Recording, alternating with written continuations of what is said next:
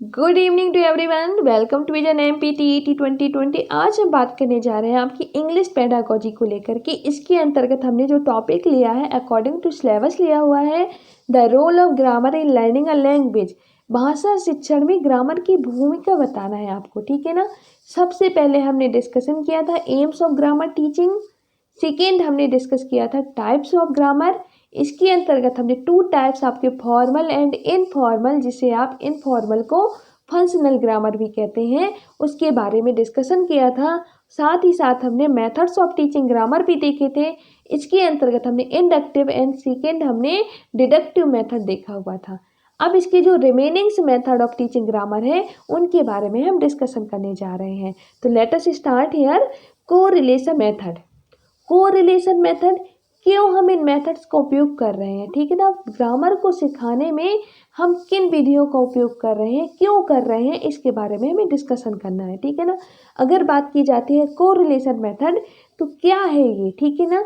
देखते हैं। This method is also known as cooperation method. Cooperation method के नाम से भी आपका जाना जाता है कोरिलेशन मेथड, ठीक। In this, relevant rules of grammar are taught during a verbal or written task। अगर बात की जाती है कोरिलेशन मेथड की, जैसा कि इसके नाम से ये स्पष्ट है, सह संबंध करके सहयोगात्मक विधि के माध्यम से आप क्या करेंगे। यहाँ पे जब बच्चों को आप क्या करा रहे हैं, वर्बल टास्क करा रहे हैं, कोई मौखिक कार्य करा रहे हैं, कोई रिटन टास्क करा रहे हैं, कोई राइटिंग कार्य करा रहे हैं, उसके माध्यम से, यानी कि उसी दौरान, ठीक है ना, उसी दौरान आपको क्या सिखाना है, रूल्स ऑफ ग्रामर बच्चों को सिखाना है, ठीक। ये दिया गया है, यानी कि आपको यहाँ पर अलग से रूल्स ऑफ ग्रामर नहीं सिखाना है। आपको रूल्स ऑफ ग्रामर किस दौरान सिखाना है, वर्बल टास्क और रिटन टास्क के दौरान, ठीक है ना। और while reading a text book और वाइल क्रिएटिंग न्यू कॉन्टेक्ट, वही चीज़ है जो आपकी वर्बल है, यानी कि चाहे बच्चों को आप क्या है, पाठ्य पुस्तक पढ़ाने के दौरान आप कराइए, रूल्स ऑफ ग्रामर को सिखाइए, या आप क्या है कोई भी राइटिंग कार्य करा रहे हैं उस दौरान भी आप बच्चों को रूल्स ऑफ ग्रामर सिखा सकते हैं, ठीक। सेकेंड आपका नेक्स्ट बात करेंगे हम language contact method. This method is beneficial for high secondary level student. ये जो मेथड होता है, जो आपके हाई स्कूल के बच्चे होते हैं, 9th-10th के बच्चे होते हैं, इस लेवल पे बच्चों को क्या है, हमें इस मेथड का उपयोग करके क्या भाषा के नियम सिखाने चाहिए, ठीक है ना। लैंग्वेज कॉन्टैक्ट मेथड का यूज करके। इन दिस मेथड, इस मेथड में होता क्या है, children are asked to read the works of those writers who have full command on the language. इसमें बच्चों से कहा जाता है कि आप उन राइटर्स की रचनाएं पढ़िए जिन राइटर्स की भाषा में फुल कमांड हो, अच्छी कमांड हो, संपूर्ण कमांड हो। उन राइटर्स की रचनाएं, उन राइटर्स की क्या है, क्रिएशंस को पढ़िए आप, ठीक। In this method rules of grammar are given less importance than the imitation of pronounce word. अगर बात की जाती है लैंग्वेज कॉन्टैक्ट मेथड में, रूल्स ऑफ जो ग्रामर है इसको क्या है, बहुत ही कम महत्व देना है रूल्स ऑफ ग्रामर को, यानी कि आपको उसको लर्न नहीं करना है, बल्कि आपको क्या करना है, इमिटेशन के माध्यम से जो भी वर्ड क्या प्रोनाउंस किए गए हैं, ठीक है ना, उच्चारित किए गए हैं, उन वर्डों को इमिटेशन के माध्यम से आपको सीखना है। आप भी उच्चारण करके उनको सीखिए। इस चीज़ को ज़्यादा क्या करना है, इम्पोर्टेंस देना है compare to learn the rules of grammar, यानी कि आपको ग्रामर के रूल्स सीखने की अपेक्षा। ओके, आई होप आपको ये समझ में आ जाएगा। नेक्स्ट बात करते हैं मेथड ऑफ यूज और एनालिसिस।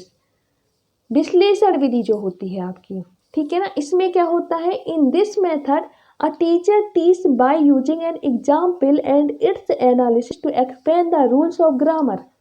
इसमें टीचर क्या करता है, अगर वो भाषा के नियम सिखा रहा है बच्चों को, तो कोई भी एग्जाम्पल लेकर के वो उसको एनालिसिस के माध्यम से क्या करेगा, एक्सप्लेन करेगा, और उसमें वो क्या है, किसकी मदद ले लेगा, रूल्स ऑफ ग्रामर की मदद भी ले सकता है, ठीक है ना। ये है in this a teacher use both inductive and deductive method, अर्थात वही चीज़ है, टीचर क्या करे विश्लेषण विधि में, टीचर इंडक्टिव का भी और डिडक्टिव दोनों मेथड का उपयोग करके क्या कर सकता है, बच्चों को भाषा के जो रूल्स ऑफ ग्रामर है उनको सिखा सकता है, ठीक है ना। ये है। अब बात की जाती है इंडक्टिव एंड डिडक्टिव, तो हमने ऑलरेडी डिस्कस किया हुआ। इंडक्टिव जो आपका उदाहरण से नियम की ओर जब हम चलते हैं वो आपका इंडक्टिव है, और जब हम क्या है नियम से उदाहरण की ओर जाते हैं वो आपका डिडक्टिव है। तो वहाँ यहाँ पर यही बात बताई जा रही है कि टीचर एग्जाम्पल से स्टार्ट करके क्या है नियमों का प्रयोग करते हुए क्या करेगा, चीज़ों को एक्सप्लेन करेगा। ठीक, तो अर्थात दोनों मेथड हमारे क्या हो जाएंगे, यूज हो जाएंगे। यहाँ पे क्वेश्चन किस तरीके से आएगा, क्वेश्चन आ सकता है आपका जो आपका इंडक्टिव एंड डिडक्टिव मेथड है वो किस विधि में प्रयोग होता है, तो आपको बताना है मेथड ऑफ यूज और एनालिसिस की विधि में क्या होता है, हम इंडक्टिव एंड डिडक्टिव दोनों मेथड का उपयोग करते हैं।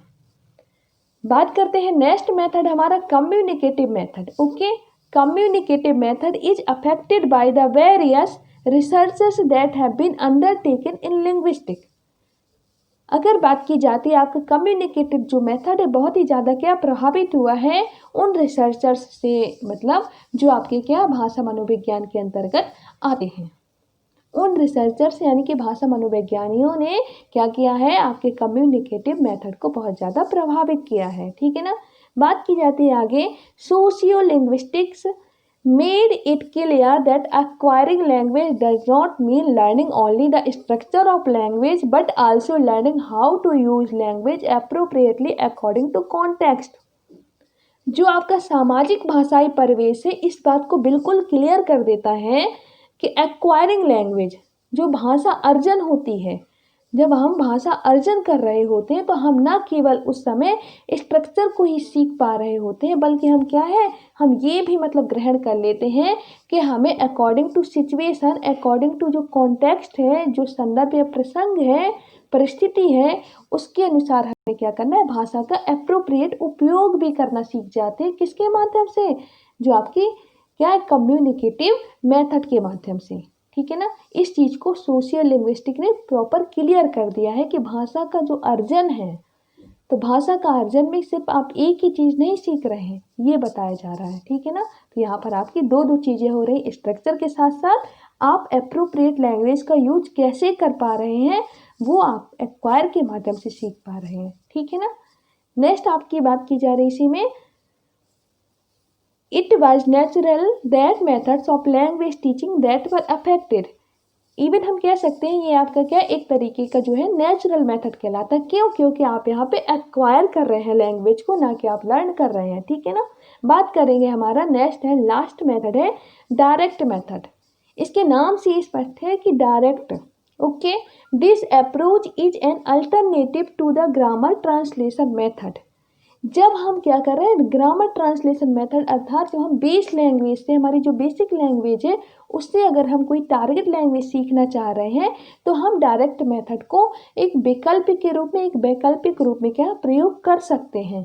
This method direct is name direct, इसका जैसा नाम है वैसा ही इसका क्या है, काम है। डायरेक्ट यानी कि direct, because meaning should be connected directly with the target language.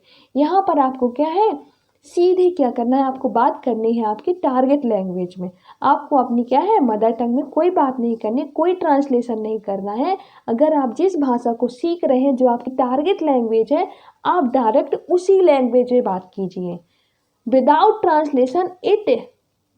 Translation into the native language. यानी कि वही है अपनी मदर टंग में आप क्या उसको क्या करिए, ट्रांसलेट ना करके डायरेक्ट आप उसी लैंग्वेज में बात कीजिए, आप जिस लैंग्वेज को, जो भी आप मदर टंग, जो भी आप क्या है लैंग्वेज सीखना चाह रहे हैं। ठीक है ना, जो भी आपकी टारगेट है। अगर हिंदी मीडियम के हैं आप, आपकी मदर टंग हिंदी है और आप इंग्लिश सीखना चाह रहे हैं तो आप डायरेक्ट इंग्लिश में ही बात कीजिए।